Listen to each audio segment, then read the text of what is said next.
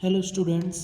आज मैं अग्रवाल क्लासेस के पोर्टल पर आपके लिए मैनेजमेंट की थ्योरीज़ का पोर्शन लेकर आया हूँ। वैसे तो मैनेजमेंट एक बहुत बड़ा विषय है, बहुत बड़ा सब्जेक्ट है, लेकिन आज हम मैनेजमेंट के का एक बहुत ही महत्वपूर्ण, बहुत ही इम्पोर्टेंट टॉपिक डिस्कस करेंगे जो मैनेजमेंट की थ्योरीज से संबंधित है। आप देख रहे होंगे कि मैं मैनेजमेंट की थ्योरीज़ का मैंने एक चार्ट बनाया है आपके लिए। मैनेजमेंट की जो थ्योरीज़ हैं वो बीकॉम, एमकॉम और एमबीए तीनों ही कोर्सेज़ में सबसे ज़्यादा पूछी जाने वाली चीज़ें हैं। इसीलिए मैनेजमेंट की थ्योरीज़ को मैं आपके सामने लेकर आया हूँ। मैनेजमेंट की थ्योरीज़ की बात करें तो मैनेजमेंट की थ्योरीज़ को हम 4 कैटेगरीज़ में रख सकते हैं। पहली कैटेगरी है प्री साइंटिफिक ईरा, दूसरी कैटेगरी है ट्रेडिशनल और क्लासिकल थ्योरी, यानी इसको ट्रेडिशनल थ्योरी या क्लासिकल थ्योरी दोनों ही नाम इसी के हैं, दोनों ही वे में से बोला जा सकता है। इसको क्लासिकल थ्योरी भी कह देते हैं, ट्रेडिशनल थ्योरी भी कह देते हैं।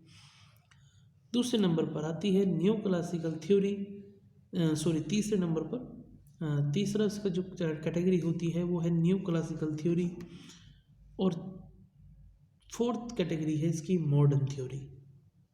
अब हम इनको आपस में डिस्कस करते हैं। प्री साइंटिफिक ईरा में कुछ साइंटिस्ट, कुछ रिसर्चर्स, इनको शामिल किया गया है। इनको शामिल इसलिए किया गया है क्योंकि मैनेजमेंट के जो प्रिंसिपल्स हैं या मैनेजमेंट के जो फंक्शंस हैं, जो मैनेजमेंट का प्रोसेस है, वो इन लोगों की रिसर्च या इन लोगों की जो इन्होंने रिसर्च की है उससे काफ़ी मिलता जुलता है। यानी ये इन लोगों का जो प्रोसेस रहा है वो मैनेजमेंट के प्रोसेस के ठीक वैसा ही रहा है। इसीलिए उस समय क्योंकि मैनेजमेंट एक अलग विषय के रूप में नहीं था, इसीलिए इन लोगों को प्री साइंटिफिक ईरा में रखा गया है।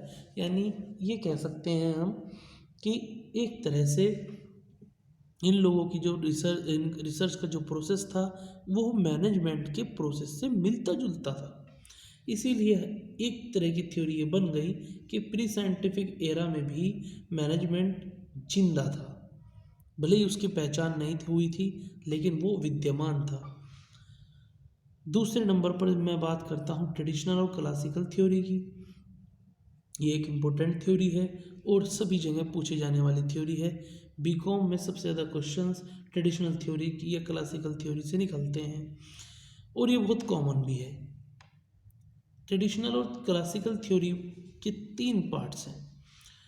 कौन कौन से? Scientific theory, administrative theory, bureaucratic theory या ब्यूरोक्रेटिक मॉडल। आप देख रहे होंगे कि साइंटिफिक थ्योरी F.W. टेलर जिनके फादर हैं, यानी साइंटिफिक थ्योरी के जो फादर माने जाते हैं वो F.W. टेलर माने जाते हैं।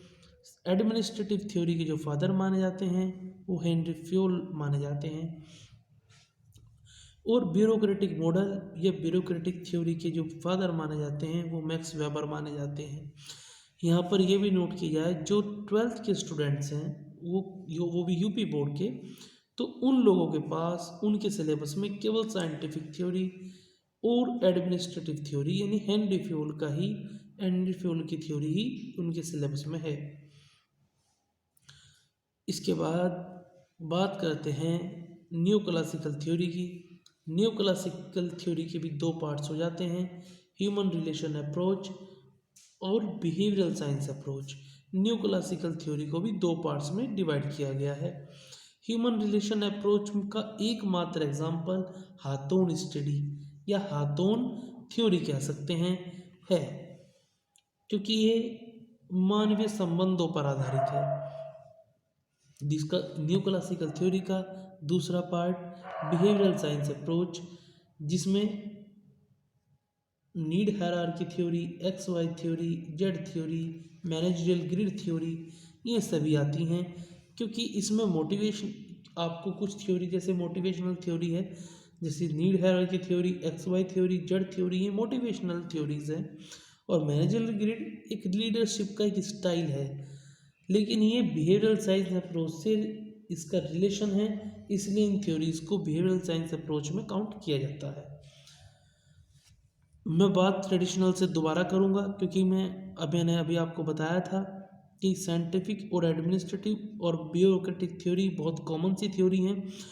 इन तीनों में क्या डिफरेंस है, इसके लिए मैं एक अलग से वीडियो बनाऊंगा, तब मैं आपको उसमें वीडियो बनाकर आपको इनका डिफरेंस समझाऊंगा। लेकिन अभी मूल रूप से साइंटिफिक और एडमिनिस्ट्रेटिव थ्योरी में क्या डिफरेंस है, वो सबसे बड़ा डिफरेंस ये है कि साइंटिफिक थ्योरी के सेंटर में लेबर्स को रखा गया था, यानी जो सबसे लोअर हमारे जो वर्कर होते हैं, किसी भी ऑर्गेनाइजेशन के जो वर्कर्स हैं, जो लेबर्स हैं, उनको सेंटर में रखकर इस थ्योरी का निर्माण किया गया था। लेकिन एडमिनिस्ट्रेटिव थ्योरी में अथॉरिटी यानी हायर अथॉरिटी को सेंटर में रखकर इस थ्योरी को बनाया गया था। इन दोनों थ्योरीज का जो टाइम पीरियड है वो लगभग एक साथ का माना जाता है। दोनों ही 1925 से पहले आ चुकी थी। तो गाइस, आपके लिए चार्ट बहुत महत्वपूर्ण है। अब इसमें जो चौथी कैटेगरी की जो थ्योरी बच गई है, मॉडर्न थ्योरी, इसको मैं आपको नेक्स्ट वीडियो में डिस्कस करूँगा। लेकिन फ़िलहाल के लिए मैं आपको ये बता दूं कि आप इस चार्ट को अध्ययन करेंगे, और यदि इस चार्ट से संबंधित आपको किसी भी थ्योरी का आपको कोई कन्फ्यूज़न है, या आपको जो है किसी भी थ्योरी को लेकर कोई भी क्वेरी है, तो आप मुझे कमेंट्स में बताइए। मैं आपको उस पर्टिकुलर थ्योरी को भी जो है बता दूंगा। लेकिन मैं इन थ्योरीज़ को, जब मोटिवेशन का चैप्टर आएगा, हमारा टॉपिक मोटिवेशन चलेगा, उसके बाद लीडरशिप चलेगा, तो मैं इन सभी थ्योरीज़ को बता दूंगा। साइंटिफिक थ्योरी और एडमिनिस्ट्रेटिव थ्योरी तो करवाई जाएगी, और उसके बाद ब्यूरोक्रेटिक थ्योरी भी करवाई जाएगी। तो इसीलिए आज मैंने सिर्फ आपको मैनेजमेंट थ्योरीज़ का एक चार्ट बनाकर बताया है। एक तरह का मतलब अगर मैं बात करूं कि मैंने आपको मैनेजमेंट थ्योरीज़ का एक ढांचा, एक स्ट्रक्चर दिया है कि ये मैनेजमेंट की थ्योरीज़ हैं, इनसे बाहर कुछ भी नहीं है। बस अब इसमें एक मॉडर्न थ्योरी रह गई है। मॉडर्न थ्योरी में भी 5 तरह की थ्योरी आती हैं। उन 5 थ्योरी को मैं नेक्स्ट वीडियो में आपके साथ डिस्कस कर लूँगा, क्योंकि मॉडर्न थ्योरी अपने आप में एक अलग और एक बड़ा पार्ट है।